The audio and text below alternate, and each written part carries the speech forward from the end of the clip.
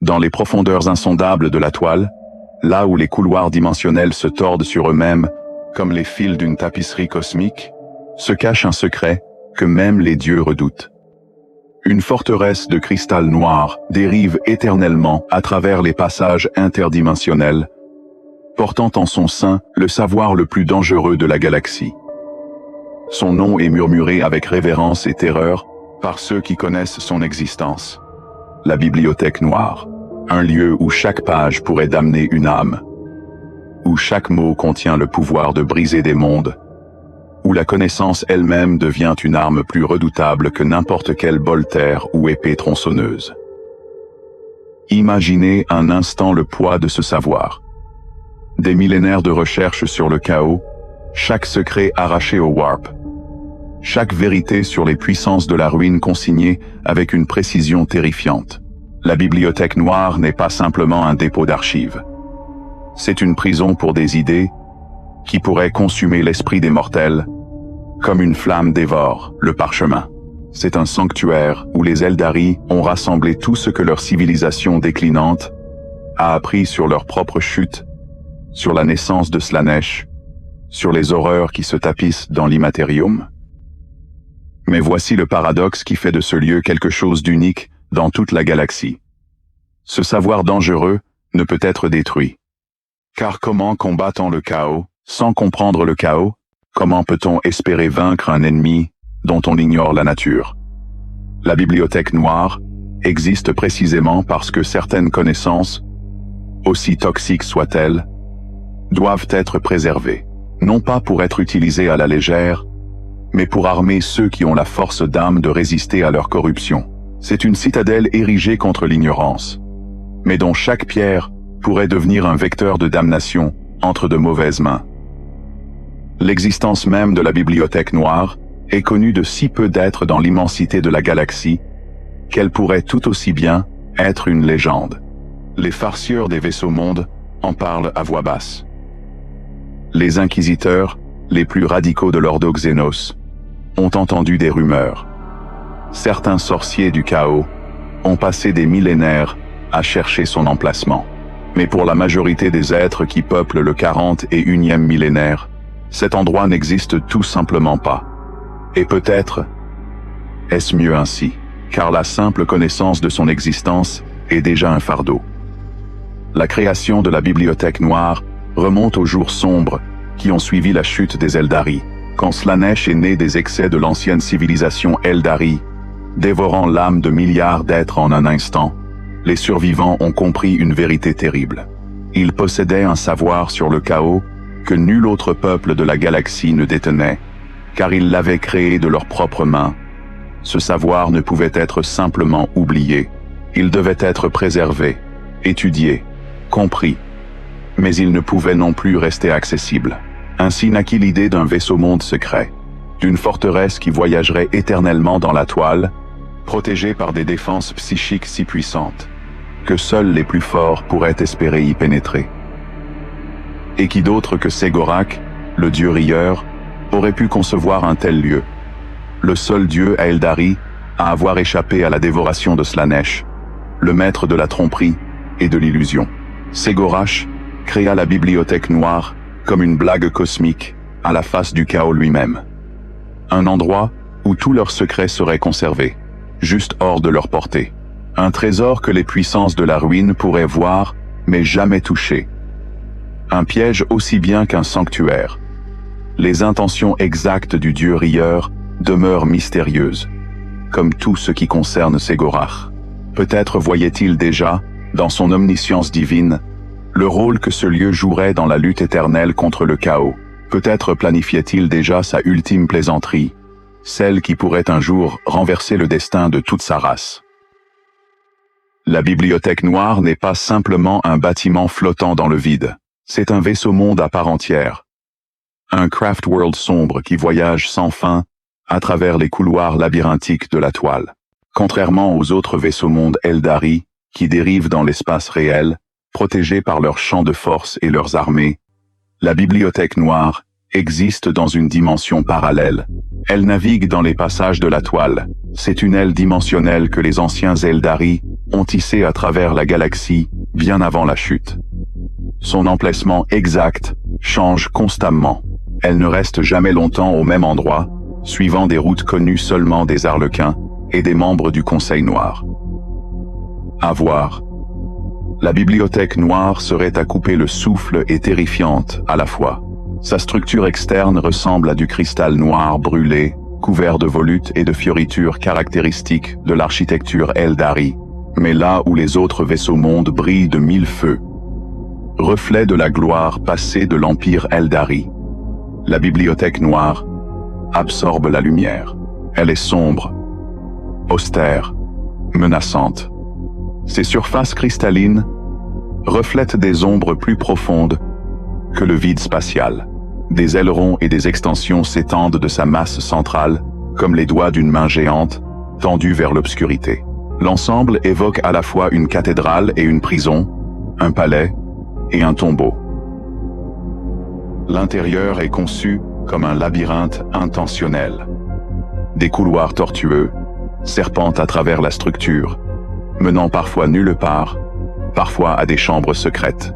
Des passages qui semblent s'ouvrir se révèlent être des impasses. Des portes qui paraissent scellées s'effacent au toucher. C'est un dédale psychique autant que physique, où l'architecture elle-même semble vivante et consciente. Des voûtes à bulles pendent de la superstructure, comme des fruits morbides, contenant des casiers de stase remplis d'artefacts interdits et de grimoires maudits. Au-dessus et à l'intérieur s'élèvent d'innombrables citadelles, obélisques, monolithes et flèches, où le reste du contenu arcane du vaisseau-monde est conservé. Chaque salle, chaque alcôve, chaque recoin de la bibliothèque noire regorge de savoirs interdits. Des étagères s'étendent à perte de vue, chargées de tomes, dont les couvertures sont faites de matériaux que l'esprit humain peine à comprendre. Des cristaux de données pulsent d'une lumière maladive, contenant des téraoctets d'informations sur les démons et leurs manifestations. Des parchemins d'une longueur impossible sont suspendus dans le vide, leurs runes changeant constamment de forme, comme si les mots eux-mêmes refusaient de rester figés. On dit que certains textes sont écrits dans des langues qui n'existent plus, ou qui n'ont jamais existé. D'autres sont rédigés dans le haut gothique, l'Eldari ancien, ou des dialectes zéno oubliés. Quelques-uns murmurent directement dans l'esprit de celui qui les regarde, sans avoir besoin de mots écrits. Comme tous les vaisseaux-mondes, la bibliothèque noire est consciente. Son circuit d'infinité, le réseau psychique, qui contient les âmes des Eldari défunts, lui confère une forme de vie propre.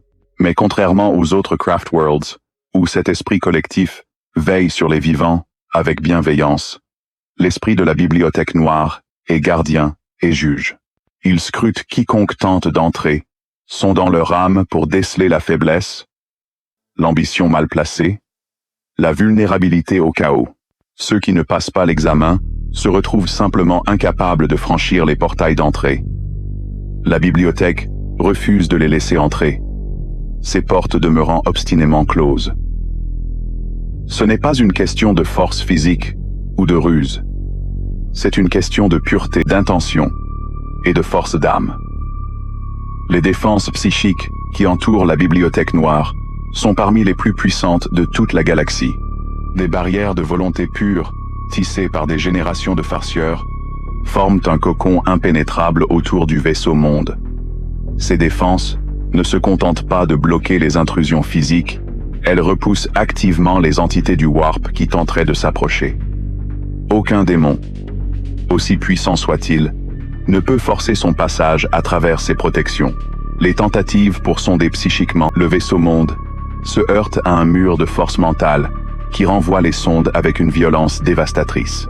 Même les plus grands sorciers du chaos ont échoué à percer ces défenses par la seule volonté. Au cœur de cette forteresse du savoir résident les gardiens scribes, ces Eldari qui ont consacré leur existence entière à la préservation et à la transcription des connaissances contenues dans la bibliothèque. Ce ne sont pas de simples bibliothécaires. Ce sont des érudits guerriers, des sages qui ont maîtrisé le chaos en eux-mêmes pour pouvoir étudier le chaos sans en être corrompus. Leur tâche a commencé au moment de la chute et ne s'est jamais arrêtée depuis. Génération après génération, ils collent et transcrivent les secrets les plus dangereux de l'univers, ajoutant constamment de nouvelles connaissances à la collection déjà insurmontable. Les gardiens scribes ne dorment jamais vraiment. Leur conscience demeure toujours partiellement éveillée, surveillant les archives, s'assurant qu'aucun texte ne tombe dans l'oubli, qu'aucun savoir n'est perdu. Ils portent des robes de couleur sombre marquées de runes de protection, et leurs yeux brillent d'une lueur étrange, comme s'ils voyaient au-delà du voile de la réalité. Beaucoup sont devenus à moitié fous après des siècles passés à étudier les horreurs du chaos, mais ils persistent dans leur devoir, car ils savent que le moment où la bibliothèque cesserait d'être gardée serait le moment où toute la galaxie serait en danger. Au-dessus des gardiens scribes siège le Conseil Noir, l'assemblée des plus grands farceurs de tous les vaisseaux-mondes Aeldari. C'est l'organe directeur de la Bibliothèque Noire. Celui qui décide qui peut entrer, quelles connaissances peuvent être partagées, quand et comment intervenir dans les affaires de la galaxie. Le Conseil Noir est aussi proche que les Aeldari fractionnés soient jamais venus d'un gouvernement unifié. Des représentants de Ultway, de Bieltan, de Saimhan, d'Yanden et d'autres vaisseaux-mondes se réunissent dans les chambres sombres de la bibliothèque pour débattre de l'avenir de leur race. Ces farceurs ont vu des futurs innombrables se déployer devant leurs yeux. Ils ont scruté les fils du destin et compris que certaines connaissances, bien que dangereuses, doivent parfois être partagées. Elle, un humain qui cherche à combattre le chaos avec ignorance, ne fera que servir le chaos sans le savoir. Mais un humain armé du bon savoir, tempéré par la sagesse et la discipline, pourrait devenir un allié précieux dans la lutte éternelle. C'est ce calcul délicat que le Conseil Noir doit faire à chaque fois qu'un étranger demande l'accès à leurs archives. Mais les véritables gardiens de la Bibliothèque Noire, ceux qui veillent sur elle jour et nuit, sont les Arlequins. Ces serviteurs de Ségorak, le dieu rieur, sont les seuls Aeldari à pouvoir se déplacer librement entre tous les sous-groupes de leur race. Ils voyagent de vaisseau-monde en vaisseau-monde, de Comorag au monde vierges exodites, portant leurs spectacles et leurs avertissements. Mais leur rôle le plus sacré est la protection de la Bibliothèque Noire. C'est leur devoir divin, celui que Ségorak lui-même leur a confié lors de sa création. Les Arlequins ne sont pas de simples gardiens statiques. Ce sont des guerriers acrobates, d'une habileté surhumaine, maîtrisant des technologies holoscopiques qui leur permettent de tromper les sens de leurs ennemis. Dans les couloirs de la Bibliothèque Noire, ils patrouillent en silence, leurs masques changeant constamment d'expression. Certains portent les masques de la princesse aveuglée, d'autres celui du joueur du crépuscule. Leurs armes, les étreintes et les baisers d'Arlequin, sont conçus pour tuer avec une efficacité artistique. Un mouvement, et l'ennemi est mort, son corps déchiré de l'intérieur par des champs moléculaires disrupteurs. Mais parmi les Arlequins, il existe une caste encore plus redoutable. Les solitaires. Ces guerriers maudits sont les seuls Aeldari à jouer le rôle de Slaanesh dans les représentations sacrées des Arlequins. En acceptant ce rôle, ils ont condamné leur âme à être dévorée par la déesse sombre à leur mort. Seule l'intervention personnelle de Ségorak, qui parie leur âme contre Slaanesh dans un jeu de tromperie divine, peut les sauver. Les solitaires sont donc des êtres qui marchent déjà à moitié dans la damnation, ce qui les rend immunisés aux tentations du chaos. Ils peuvent contempler les horreurs de la Bibliothèque Noire sans ciller, car ils ont déjà accepté le pire destin imaginable. Les solitaires sont parmi les rares êtres dans toute la galaxie autorisés à entrer et sortir librement de la Bibliothèque Noire. Ils ne répondent à aucune autorité, si ce n'est à Ségorak lui-même. Leur présence est à la fois rassurante et terrifiante pour les gardiens de la bibliothèque. Quand un solitaire arrive, c'est souvent le signe que des événements cosmiques sont en mouvement, que le grand jeu des dieux entre dans une nouvelle phase. Ces guerriers solitaires peuvent accomplir des missions que nul autre n'oserait entreprendre, pénétrant les forteresses démoniaques ou affrontant les champions du chaos pour récupérer des artefacts ou des connaissances destinées aux archives de la bibliothèque. Les masques des solitaires sont particulièrement troublants. Ils reflètent les traits androgynes exagérés de Slaanesh dans toute leur grandeur démoniaque. À regarder un solitaire en face, c'est voir le reflet de la déesse sombre elle-même. Leurs mouvements sur le champ de bataille sont une danse mortelle qui défie toute description. Ils bougent si vite qu'ils semblent se téléporter, bondissant à travers les rangs ennemis comme des fantômes vengeurs. Leurs lames tracent des arcs de lumière mortelle, et là où elles passent, les têtes roulent et le sang gicle. Pourtant, dans toute cette violence, il y a une grâce terrible, une beauté macabre, qui ne peut appartenir qu'aux Eldari. Mais la bibliothèque noire n'est pas restée inviolée. Au cours des millénaires, plusieurs ont tenté de forcer son entrée. Le plus célèbre et le plus persistant de ces chercheurs est Ahriman, l'archisorcier des Thuzansons. Pendant presque 10 000 ans, Ahriman a cherché le chemin vers la bibliothèque noire.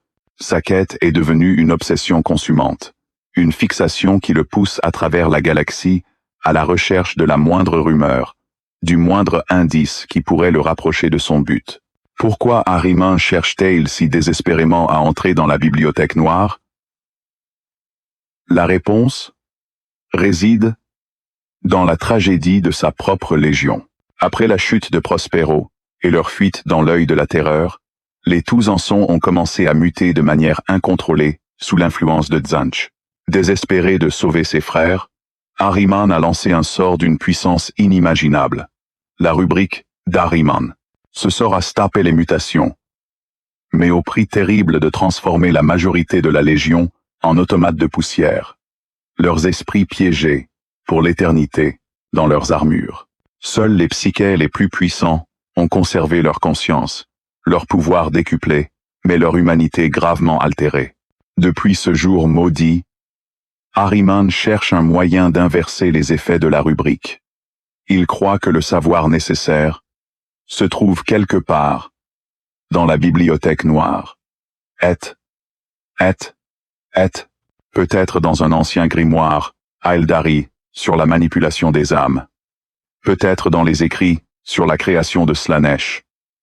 Et la manière dont les Aeldari ont tenté de préserver leurs propres esprits.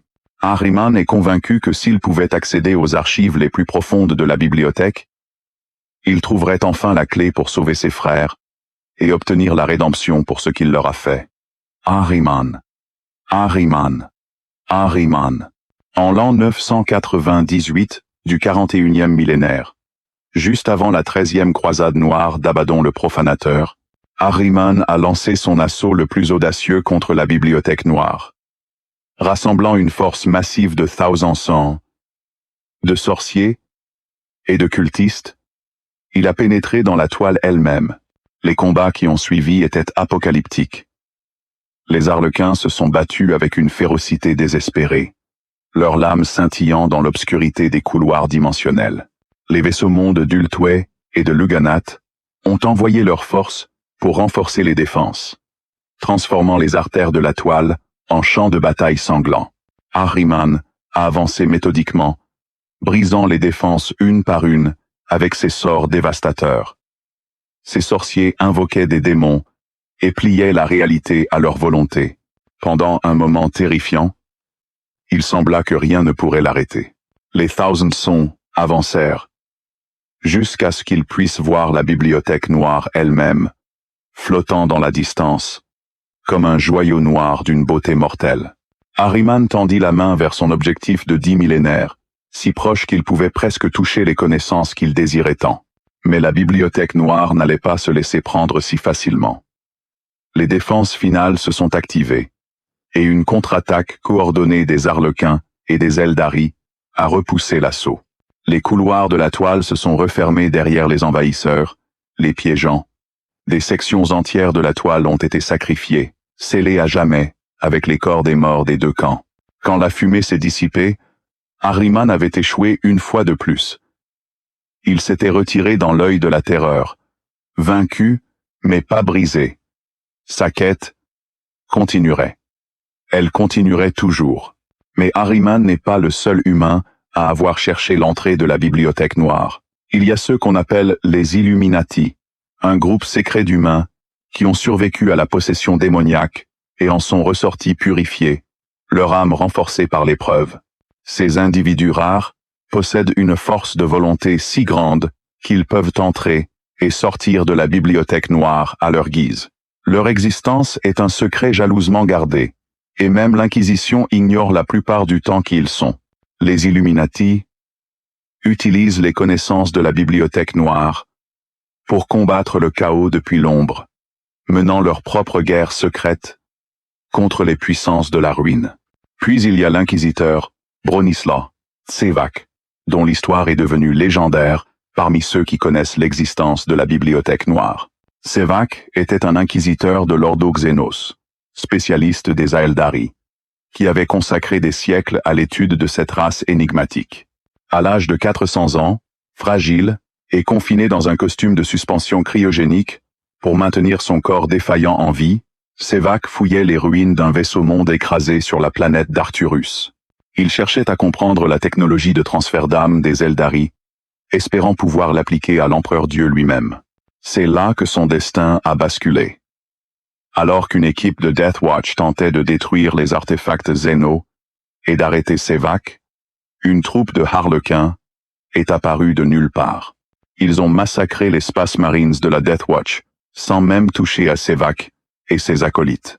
Puis, dans un geste qui stupéfia l'inquisiteur, ils ont activé une interface de communication vers la toile, établissant un lien direct avec le Conseil Noir lui-même.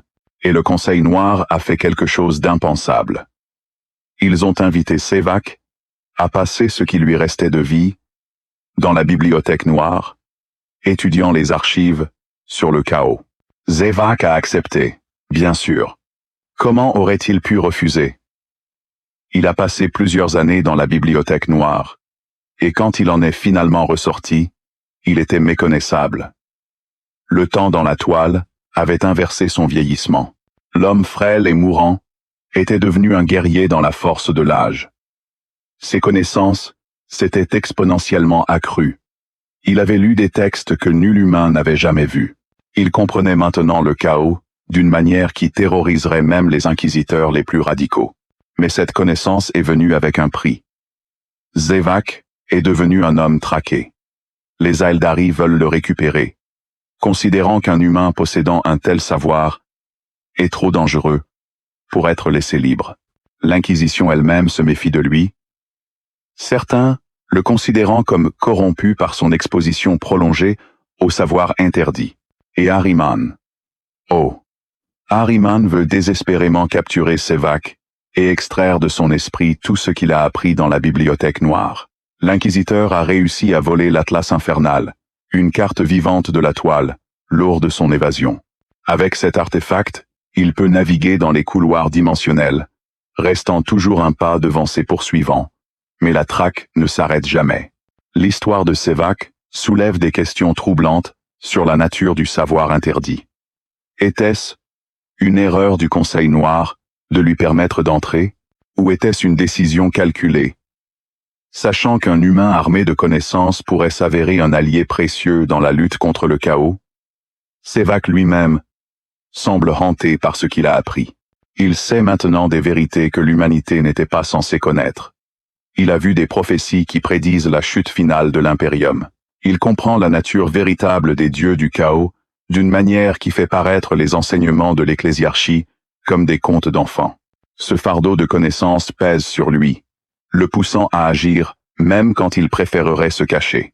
Mais que contient exactement la bibliothèque noire qui attire tant de convoitises? Au-delà des textes généraux sur le chaos et ses manifestations, il existe des grimoires spécifiques d'une importance capitale.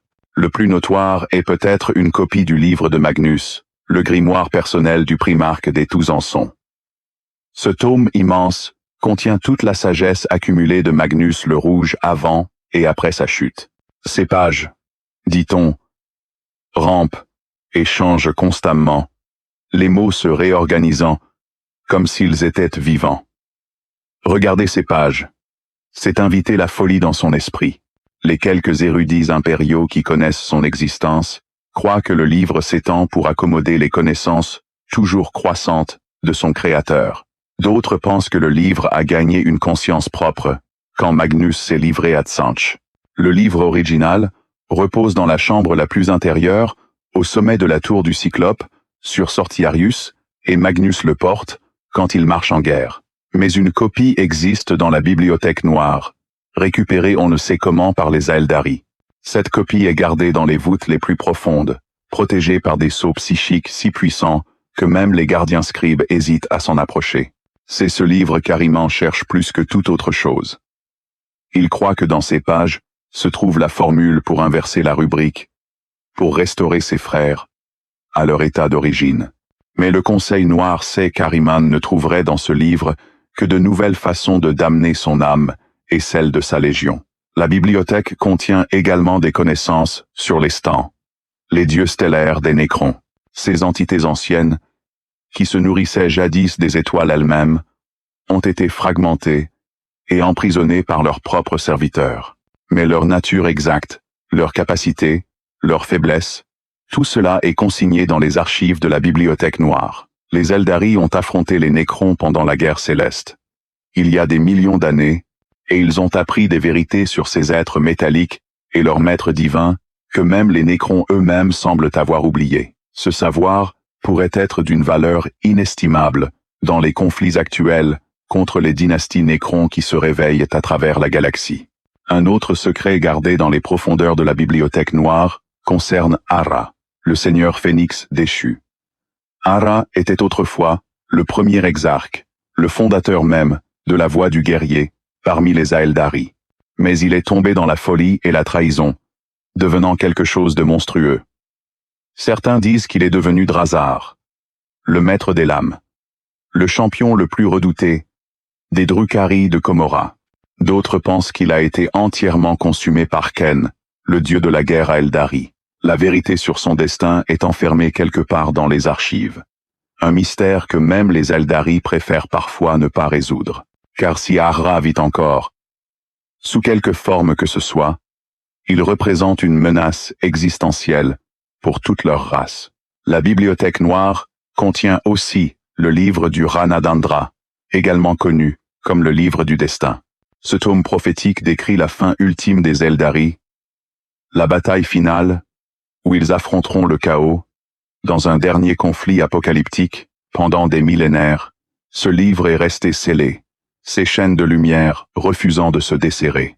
Mais alors que les événements prédits dans ces pages se sont réalisés un par un, les chaînes ont commencé à disparaître. Juste avant l'ouverture de la grande faille, le livre s'est finalement ouvert, révélant un acte final écrit par Ségorak lui-même. Cet acte final change complètement le récit de la chute, promettant non pas la victoire finale du chaos, mais une ultime tromperie de Ségorak qui pourrait sauver les Aeldari au lieu de les détruire. Mais comment une telle chose pourrait-elle arriver?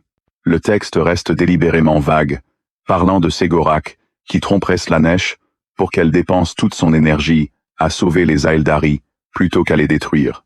C'est une prophétie si absurde, si impossible, qu'elle ne pourrait être qu'une plaisanterie du dieu rieur. Et pourtant, les Arlequins y croient absolument.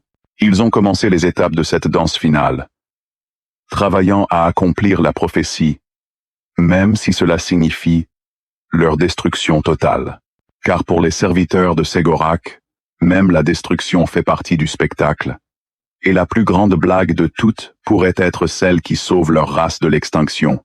Depuis l'ouverture de la grande faille, la cicatrix maledictum, qui a divisé la galaxie en deux, même la Bibliothèque Noire, n'a pas été épargnée. La Bibliothèque Noire n'a pas été épargnée. Une section entière de la bibliothèque est tombée, percée par le Warp lui-même. Cette portion est maintenant aux mains de celle qui a soif, Slaanesh, souillée à jamais, au-delà de toute capacité de purification. Même les cires blancs, les gardiens psychiques les plus puissants de la bibliothèque, ne peuvent nettoyer cette corruption. Les connaissances perdues dans cette section sont parties à jamais, ou pire, maintenant entre les mains des puissances de la ruine. Cette perte a été un coup dévastateur pour les Aeldari. Des millénaires de savoir accumulés, disparus en un instant. des textes irremplaçables, des prophéties non lues, des secrets jamais révélés, tout cela maintenant corrompu par le chaos. Le Conseil noir a dû prendre la décision déchirante de sceller cette section de façon permanente, la coupant du reste de la bibliothèque pour empêcher la corruption de se propager. Mais ils savent que ce n'est qu'une solution temporaire. Tôt ou tard, le chaos tentera d'utiliser cette tête de pont pour envahir le reste de la bibliothèque. Et quand ce jour viendra, la bataille finale pour le savoir de la galaxie pourrait bien commencer. La nature même des textes dans la bibliothèque noire pose des questions philosophiques profondes sur la connaissance et son prix. Chaque grimoire, chaque parchemin, chaque cristal de données contient un pouvoir immense. Mais ce pouvoir vient avec un danger inhérent. Lire certains de ces textes, c'est ouvrir son esprit à des vérités qui peuvent briser la santé mentale. Comprendre vraiment le chaos, c'est risquer d'être séduit par lui.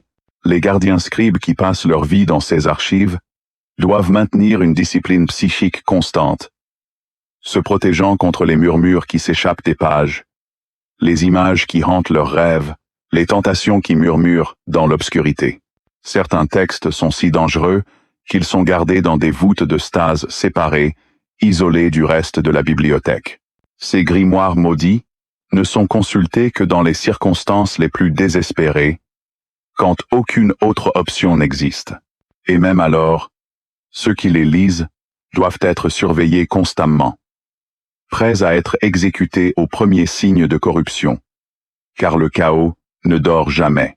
Il attend patiemment, cherchant la moindre faiblesse, le plus petit moment d'inattention, pour s'infiltrer et corrompre.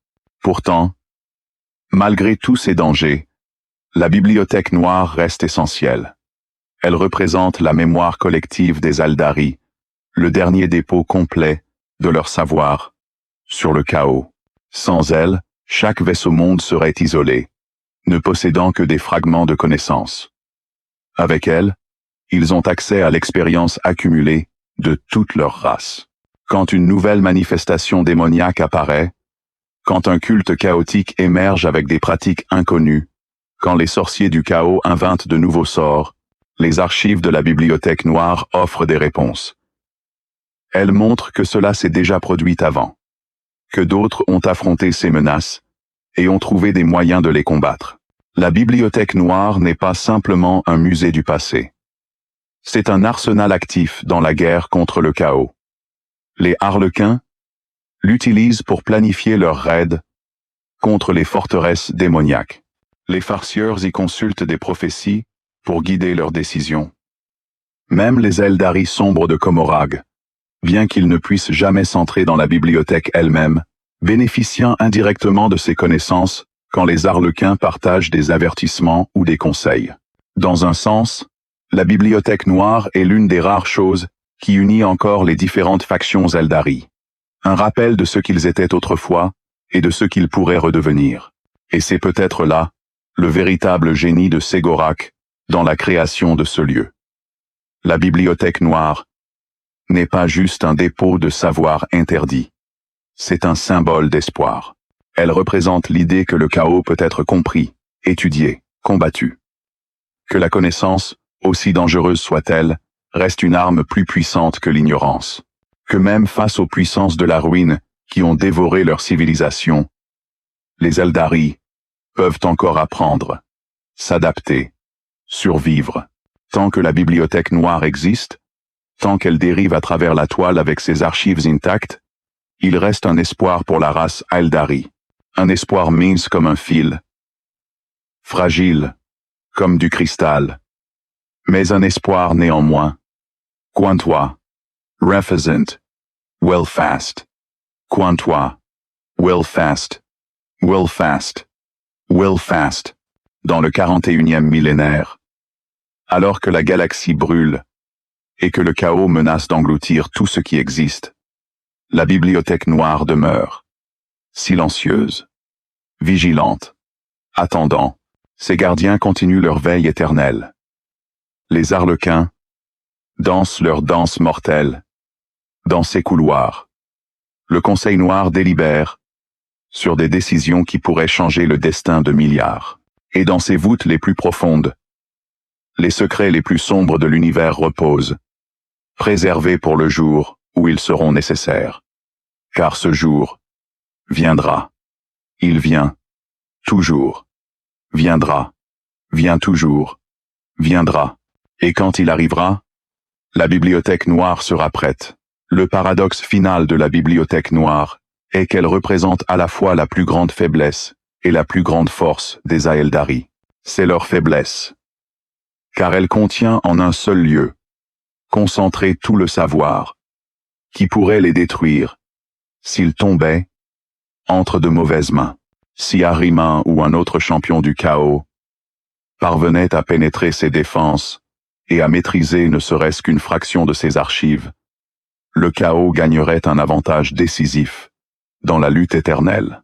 Mais c'est aussi leur force, car elle représente leur refus d'oublier, leur détermination à apprendre de leurs erreurs passées, leur engagement à comprendre leurs ennemis aussi complètement que possible. Dans un univers où l'ignorance est souvent considérée comme une vertu, où l'ecclésiarchie de l'Imperium brûle les livres et interdit la curiosité intellectuelle, la bibliothèque noire se dresse comme un monument à l'idée opposée.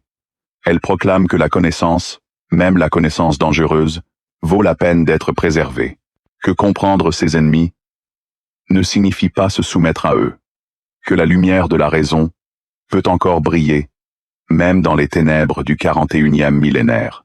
C'est un message d'espoir. Dans un univers où l'espoir est une denrée rare.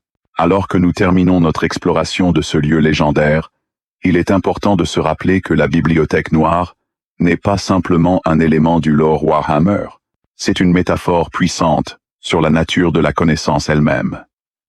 Elle nous rappelle que certaines vérités sont dangereuses, mais que l'ignorance peut être encore plus dangereuse. Elle illustre le dilemme éternel de toute civilisation. Comment préserver le savoir nécessaire pour se défendre, sans permettre à ce savoir de nous corrompre?